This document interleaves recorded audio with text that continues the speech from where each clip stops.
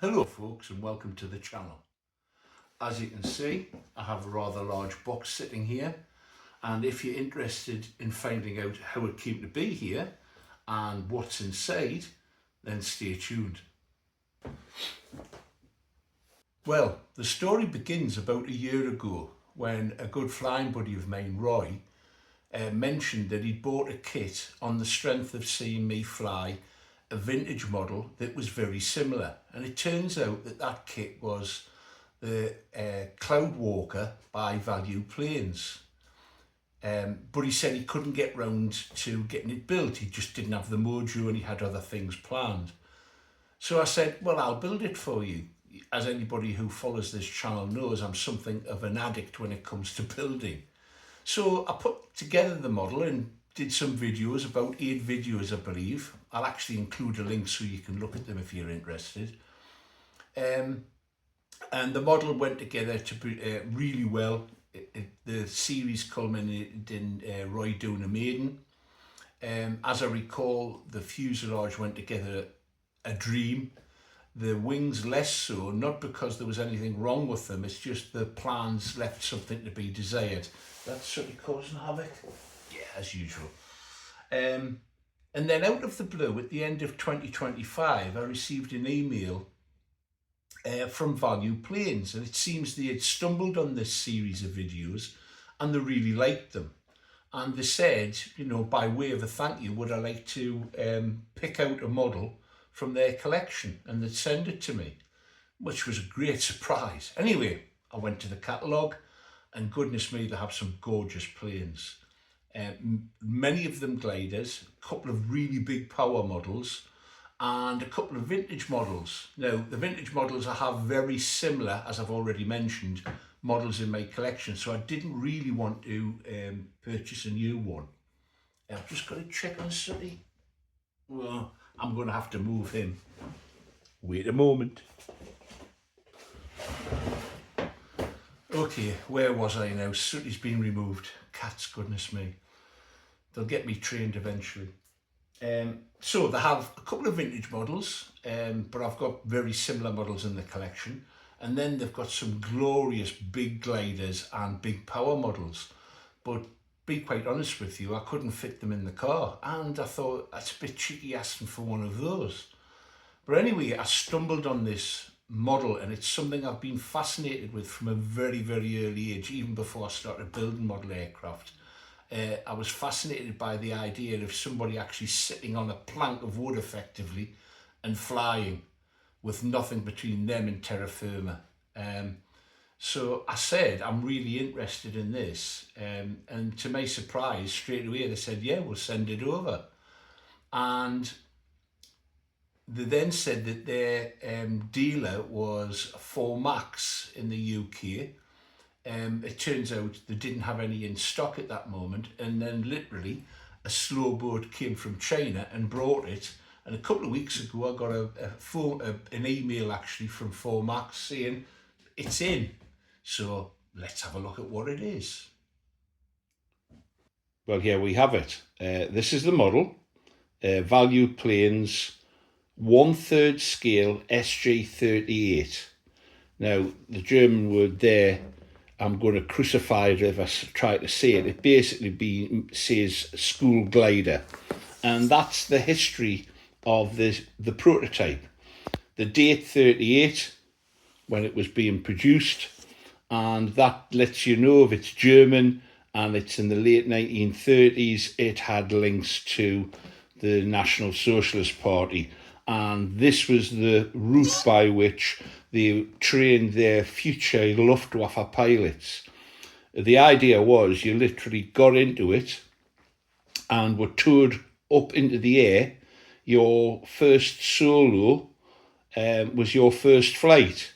So it had to be rugged, it had to take knocks, and it had to be relatively safe. So the flights were short hops down a slope being pulled by other members of the youth, shall we say, who would pull you down the slope, and they would all take turns.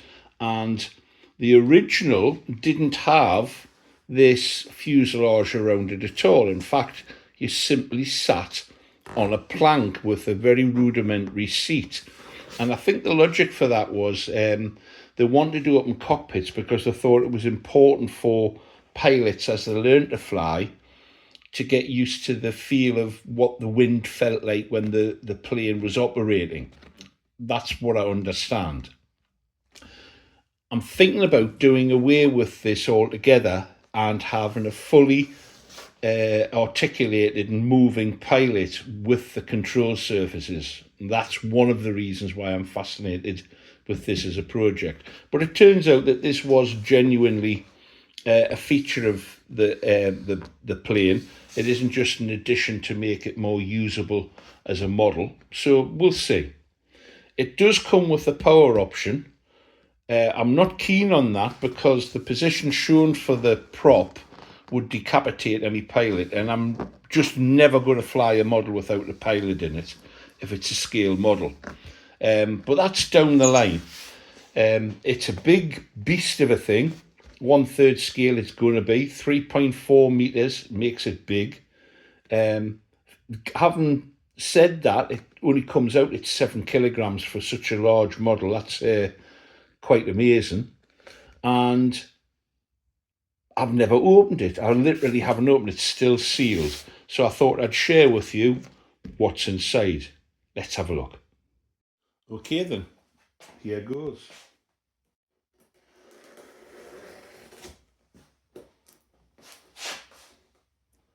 I'm assuming this is the way to do it.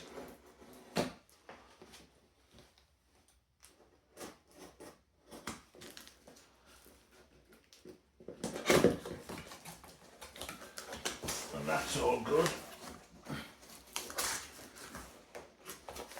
Let's see what we've got. Oh, here's a good start. There we have it. A set of paper plans. It's quite unusual to see that these days. So, instructions. Doesn't that look gorgeous? Now I'm going to cover this in dress lining. Such a big model, I'd need a new mortgage to cover it in Oritex. The dress lining works well for me, and I think it'll look magnificent in natural linen with the light shining through and only the leading edge painted as the prototype was.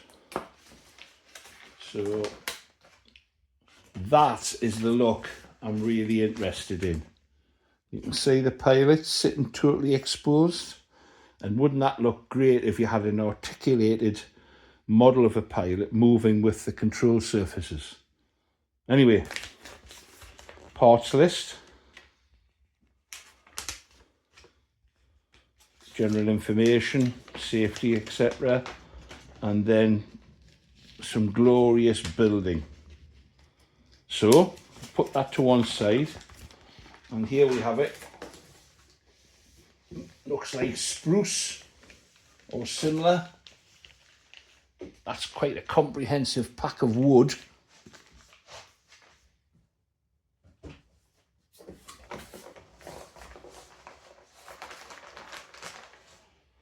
Wow, that's a hefty weight of parts. Goodness me.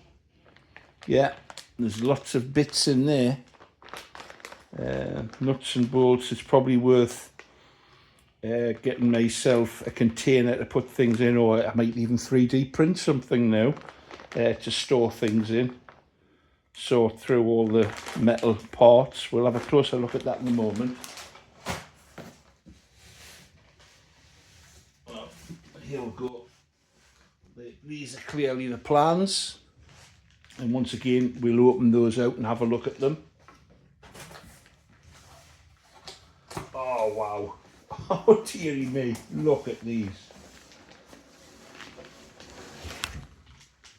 Goodness me. There's some weight there. They are gorgeous.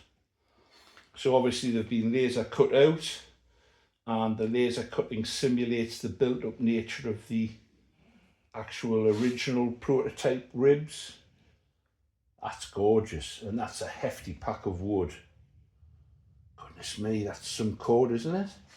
Let's put them down there.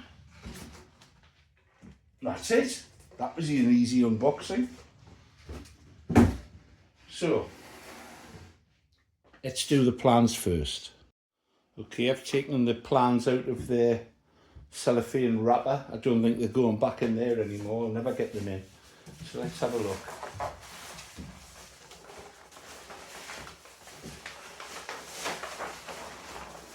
Goodness me, I'm going to need a bigger table.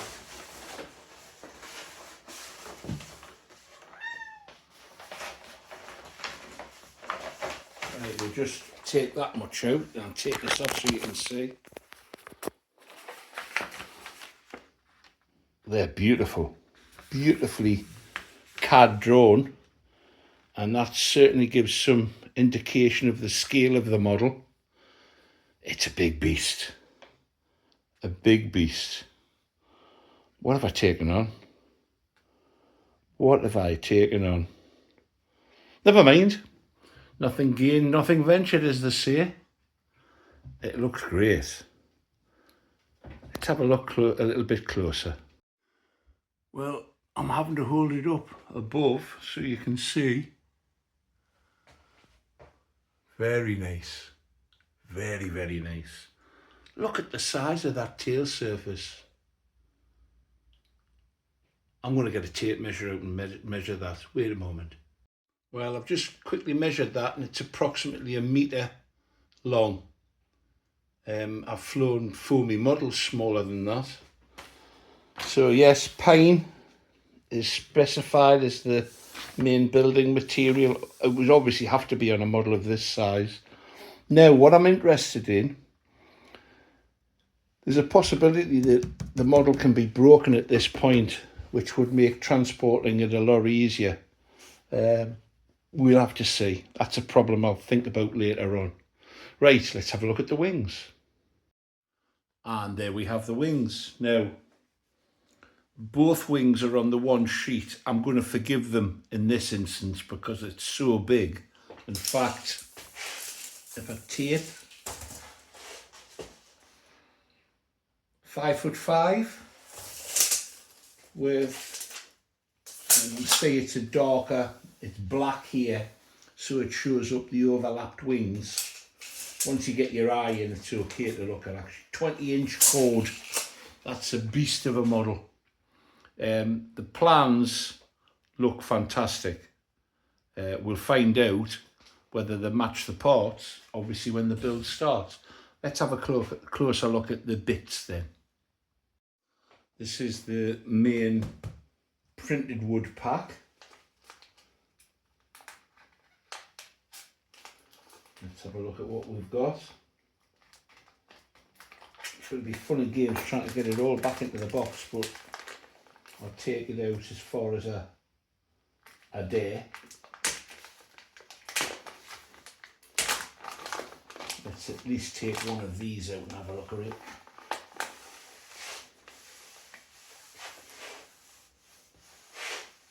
What you can't experience is the lovely smell when you open a pack of the wood.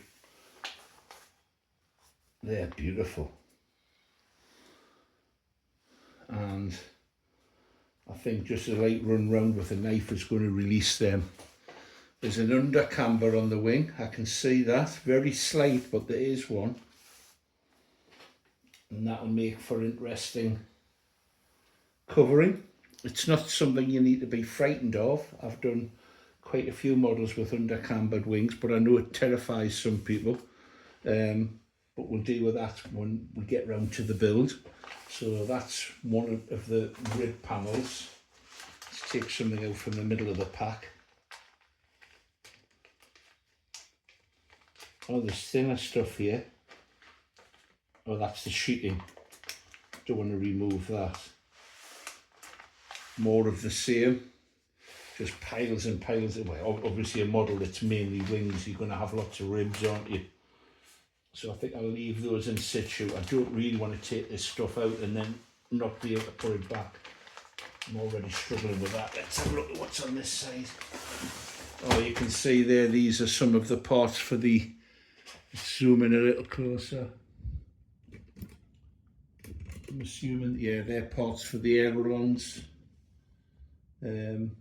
These will be the spars, I'm thinking. Rudder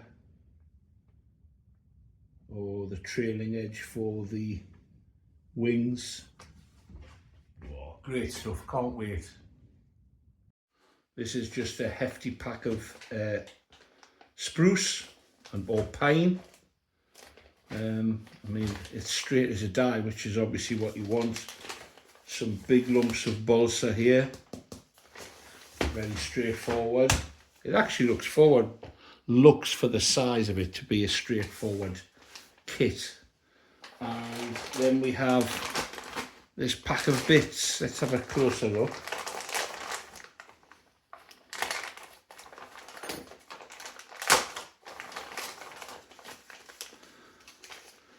Wire, rigging wire, which is functional. Some wooden parts.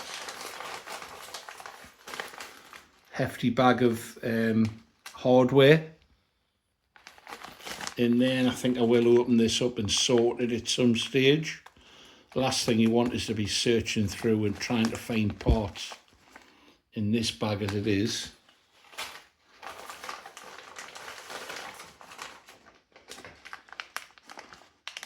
The shock absorbers, I'm guessing, and then all these metal parts for the fittings.